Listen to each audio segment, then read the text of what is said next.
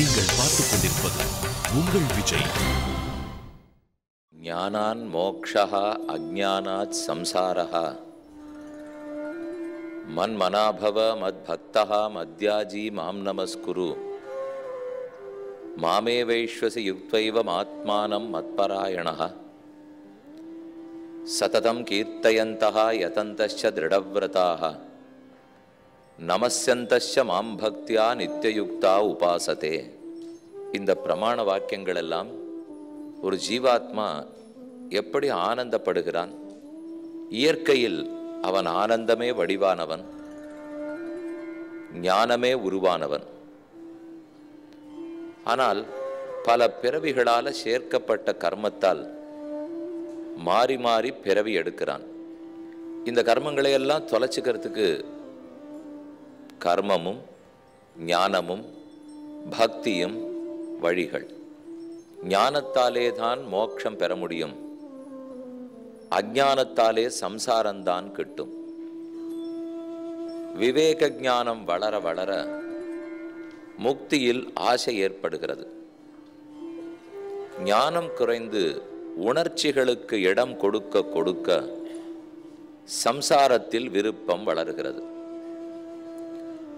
மனத்தில் இருக்கிற சின்ன சின்ன ஆசைகளை நிறைவேற்றிக்கணும், உடல் ரீதியான இன்பப்பட வேணும் என் ஆசை வந்தால் அநேகமாது மற்ற பேரை துன்புறுத்தியே நாம் நிறைவேற்றி கொள்ள வருகிறது. மற்ற பேரைன்னு சொல்லும்போது மற்ற மனிதர்களைன்னு மட்டும் அர்த்தம் பண்ணிக்கூடாது. மரங்களையோ செடிகளையோ கொடிகளையோ நதிகளையோ மலர்களையோ மலைகளையோ காடுகளையோ எதை துன்பப்படுத்தி என்னுடைய ஆசையை நான் நிறைவேற்றி கொண்டாலும் அது குற்றமே. யாரையுமே துன்பப்படுத்தாமல் எதையுமே துன்பப்படுத்தாமல் என்னுடைய ஆசைகளை நான் நிறைவேற்றிக்கணும்னு சொன்னால் அது ஆத்ம சுகமாக மட்டும்தான் இருக்கும். ஆத்மாவனுடைய ஆசையை நிறைவேற்றி கொள்ள மற்ற யாரையும் எதையும் துன்பப்படுத்த தேவையில்லை. ஆனால் தேகத்தின் ஆசைகளை நிறைவேற்றிக்கணும்னால் ஏதோ ஒரு விதத்தில் ஏதோ ஒரு துன்பம் ஏற்படும். இன்னைக்கு மத்தியானம் 4 மணிக்கு உபன்யாசம், 6:30 இல்லை. அதனால வீட்டிலிருந்து 3:45 கிளம்பணும். வர்றச்சே வெயிலாத்தான் இருக்கும். உள்ளே வந்துட்டோம், குழு வசதி பண்ணி வச்சிருக்கா, நல்லா சௌக்கியமாக 2 மணி நாள் உட்காந்துக்கலாம். ஆனால் இதே சமயத்தில் இந்த குழுங்கிறதுக்காக ஏதோ ஒரு வித அமிலத்தையோ ஏதோ ஒரு வாயுவையோ ஆகாசத்தில் இந்த யந்திரங்கள் செலுத்தித்தான் தீர வேண்டும். அப்ப இயற்கைக்கு நாம தீங்கு செய்துதான் ஆக வேண்டும். தேகத்துக்கு ஒரு குழு வசதி வேணும்னால் இயற்கையை தொடாமல் அதுக்கு ஒரு குத்தாமல் நம்மால சௌக்கியமா இருந்துடுறதுக்கு முடியாது.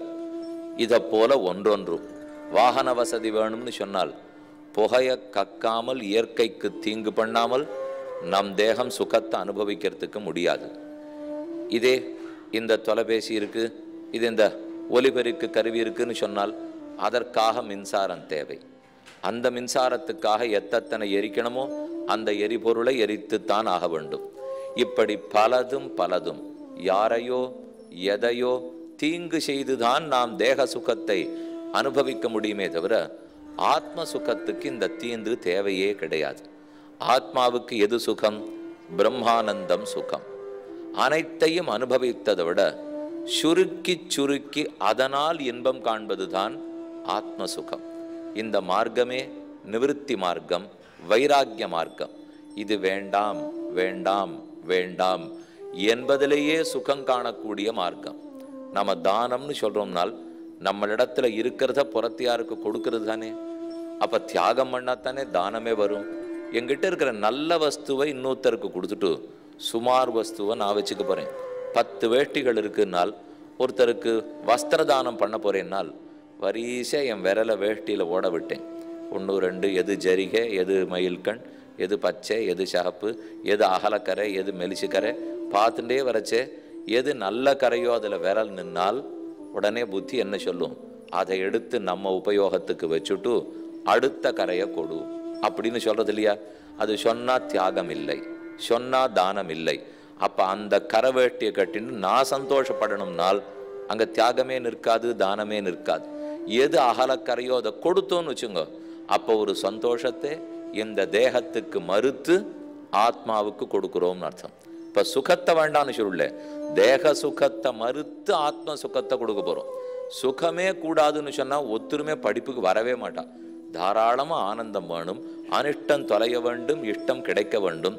ஆனால் நீடித்த இஷ்டம் வேணும், எப்போதும் அனிஷ்டம் தொலையணும். நஸ்வரமான இப்ப இருந்து மின்னின் நிலையில மண்ணுயிராக்கங்களாக இருக்கும் இந்த சரீர சுகத்தை மட்டும் பார்த்துடக்கூடாது, நித்தியமான ஆனந்தத்தில் ஈடுபட வேண்டும். இந்த எண்ணத்தை வளர்ப்பதுதான் சனாதன தர்மம். இந்த எண்ணத்தை அனைத்து மதத்தவர்களும் 6 மதத்தவர்களும் ஏற்றுக்கொண்டிருக்கிறார்கள். அதாவது சைவம், சாக்தம், சௌரம், காணாபத்தியம், கௌமாரம், வைஷ்ணவம் என்கிற ஷண் மதத்தவர்களும் இந்த அடிப்படை கருத்தில் அவர்களுக்கு வேறுபாடே கிடையாது. இவர்கள் எல்லாருமே ஏத்துண்ட இன்னொரு ஆச்சரியமான கருத்துண்டு. நாம் எல்லாரும் கர்த்தாக்களா அல்லது நாம் கரணங்களா?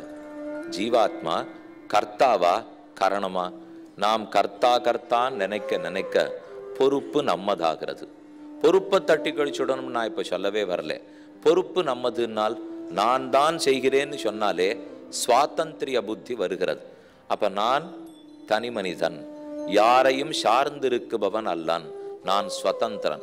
ஒருத்தரையும் நம்பி நான் இருக்கலே, என் படைப்பையோ என் வாழ்க்கையோ என் சுகத்தையோ என் முடிவையோ நான் நிர்ணயம் பண்ணி கொள்ளுகிறேன்னு சொன்னால் அப்ப மற்றொருத்தன் முன்னே நாம் வணங்கப் போவதே கிடையாது.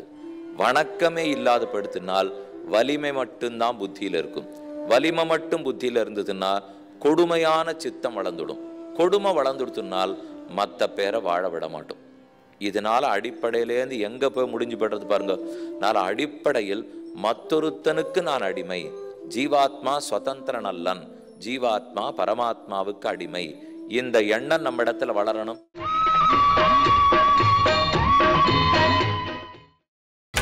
நீங்கள் பார்த்துக் கொண்டிருப்பது உங்கள் விஜய். அடிப்படையில் மற்றொருத்தனுக்கு நான் அடிமை, ஜீவாத்மா சுதந்திரன் அல்லன், ஜீவாத்மா பரமாத்மாவுக்கு அடிமை. இந்த எண்ணம் நம்ம இடத்துல வளரணும். அப்ப பரமாத்மாவுக்கு நம்ம அடிமைன்னு சொல்லிட்டால் இந்த கை சுதந்திரமா எனக்கு அடிமையா? இந்த கால் சுதந்திரமா எனக்கு அடிமையா? அந்தந்த கால் அவனவனுக்கு அடிமை, அந்தந்த கை அவனவனுக்கு அடிமை. அப்ப அந்த கையோ காலோ தான் கருவிகள். செய்ய போறவர் ஜீவாத்மா. கையும் காலும் நான் செய்பவன் ஒரு நாளும் நினைக்காது. தன்னை கர்த்தான்னு கையப்பவான்னு நினைக்குமா? ஆத்மாவை கர்த்தா, நான் வெறும் கருவி. கையால நினைக்க முடியாதுன்னு வச்சுங்க. இருந்தாலும் அதனுடைய தன்மை என்ன? கருவியா இருக்கும் தன்மை தானே, அது நினைக்காது இல்லையா?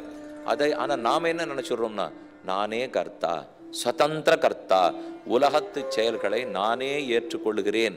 இப்படி பேச பேச நமக்கு அசுரத்தன்மையும் ராட்சசத்தன்மையும் வந்துடுறது. இதைத்தான் கண்ணன் கீதையில பிரிச்சு காட்டுறார். இவர்கள் தேவர்கள், இவர்கள் அசுரர்கள். 16வது அத்தியாயம் தேவாசுர விபாகாத்தியாயம். இன்னன்னார் தேவன், இன்னன்னார் அசுரன். யாரு தேவன் ஆர் அசுரன் அர்ஜுனன் கேட்கிறான். யஸ்ராஸ்திர விதி முத்ஸ்ருஜ்ய வர்த்ததே காமகாரதா நசித்திம் அவாப்னோதி.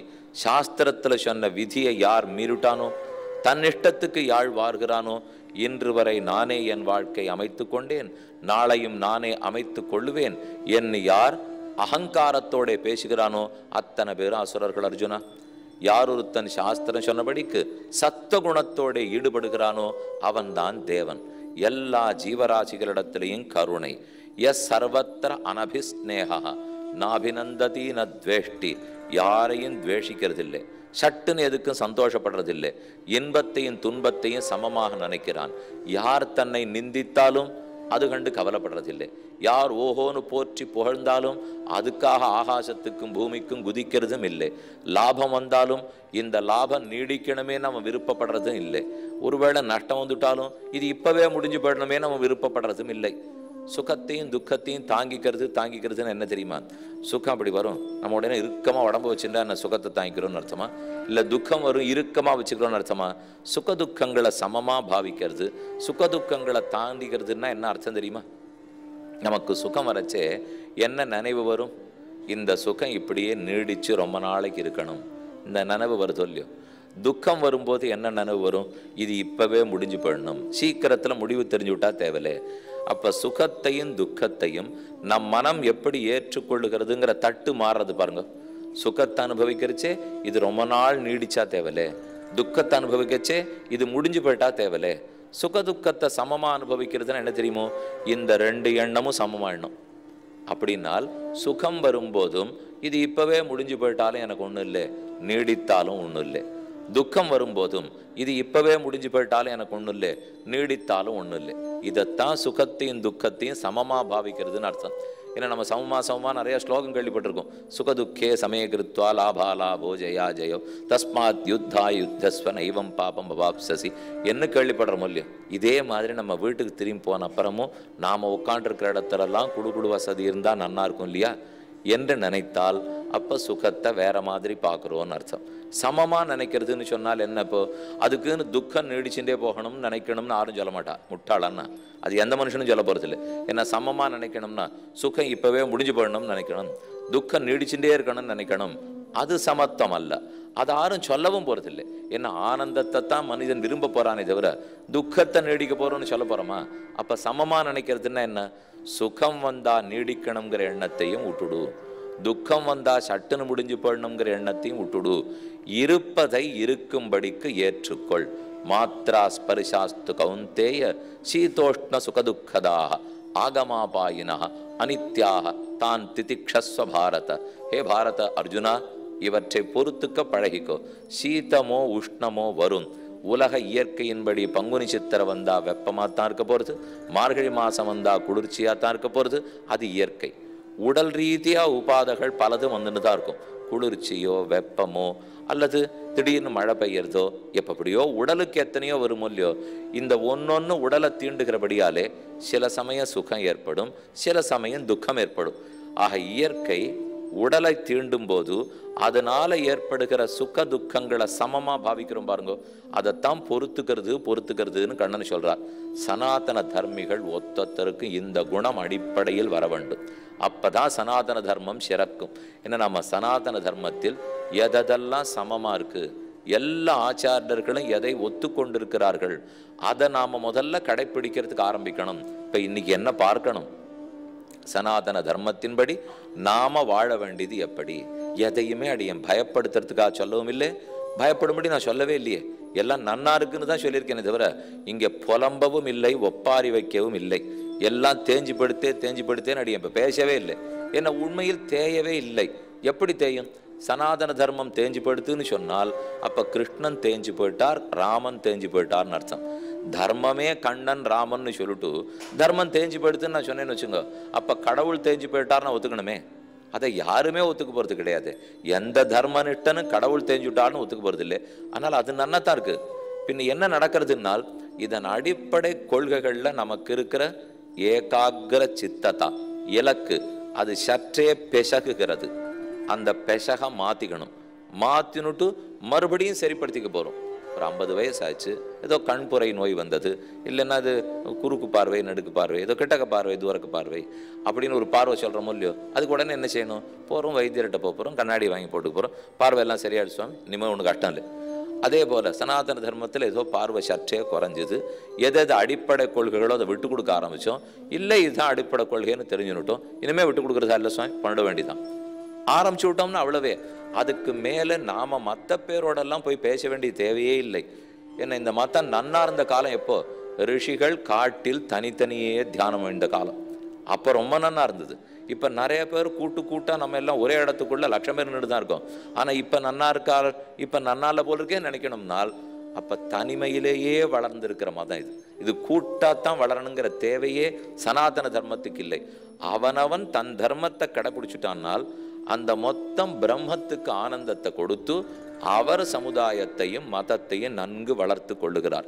இதுதான் இந்த சம்பிரதாயத்தின் அடிப்படையை தவிர மறுபடியும் இப்ப நாம ஒண்ணு பண்ணணும்னு சொன்னால் கர்த்திருவ புத்தி வந்துருமே. செய்பவன் நான் அல்லன், நான் கருவியாகத்தான் இருக்கிறேன். கருவி தன் இஷ்டப்படி செய்யக்கூடாது, இவ்வளவுதான் சுவாமி கொள்கை. கர்த்தா தன் இஷ்டப்படி செய்யலாம், கருவி தன் இஷ்டப்படி செய்யலாமா? செய்யக்கூடாது இல்லையா? நான் கர்த்தா இல்லை, நான் கருவி. அப்ப என் இஷ்டப்படி நடக்கக்கூடாது, என் கர்த்தாவான பகவானுடைய இஷ்டப்படி தான் நடக்கணும். அதை நான் நடக்க ஆரம்பிச்சுட்டால் கருவி ஏதான ஆபத்து வந்தா தான் சரிப்படுத்திக்கணுமான்னு அது படுத்தாது, அதுக்கு பண்ணவே தெரியாது, மறுபடியும் அது கர்த்தாவை தான் எதிர்பார்க்கும். அதே போல் ஆனா கருவியை கர்த்தா எப்போ தெரியுமோ தூக்கி போட்டுடுவார். அதுக்கு எதுக்காக அந்த கருவியை வாங்கியிருக்காரோ அதை பண்ண மாட்டேன்னு பிடிவாதம் பிடிச்சா ஆமா இதை வாங்கி என்ன பிரயோஜனம்னு குப்பை தொட்டில் போட்டுருவார்.